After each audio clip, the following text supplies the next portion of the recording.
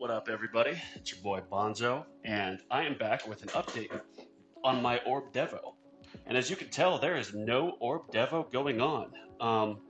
And the main thing that I wanted to address with this video, and the piece of advice I wanted to give you guys to give you some value right away, is if you prefer the AFK kind of low effort, set it and forget it playstyle, in my opinion, Orb Devo is not for you. That's the playstyle that I prefer. I was out of town for the last few days and therefore unable to, of course, watch this all the time. And so because of that, I respec my workshop again. So it was actually, I think, the third or fourth time. And then I went back to my standard blender build. And I've had a lot more success with that. And one of the issues that I had was when I did Orb Devo, I left my free upgrades on, which that I didn't want to believe it, but you kind of have to learn the hard way. That will destroy your run, like for sure. If you have too many orbs, your orb speed are too fast, too much knockback, it's going to get to the orbs. Your range will get messed up. You just can't do it. And my wall, I had my wall, but it was a super weak wall. And of course I could have went back and on one respec I actually took the wall off, and I just couldn't find success because you have to kind of keep an eye on the Thorn Damage. I believe you start at like a 4% Thorn Damage, and then you make your way up to like 33. And it was just too much effort. But naturally, I've really upgraded the wall. The regen has been key. And then I've got about, 2% Thorns. The 2% Thorns, I'm a little bit hesitant to go any farther. I might do 3. So if anyone knows like what's the ideal Thorn damage level for your wall to run a sort of, let's say, Devo strategy, or strategy where the enemies will pile up on your wall, not get eliminated, and then allow your ultimate weapons to destroy them, please let me know.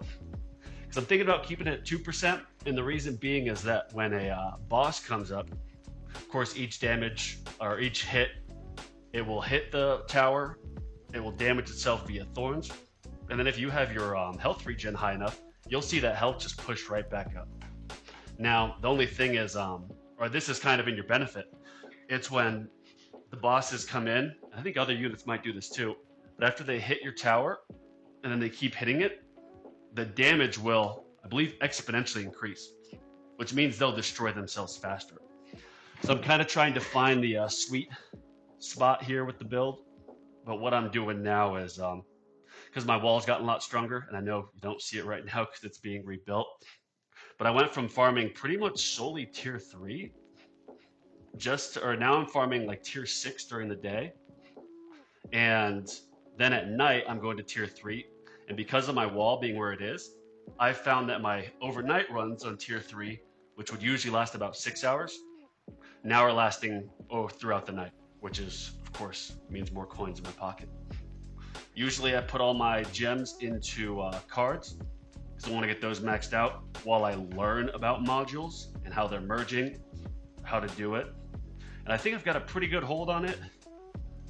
And so this week I have been buying some modules just because there is the event to unlock 40 by merging. But once that's done, I'm going to keep putting all my gems back into the cards.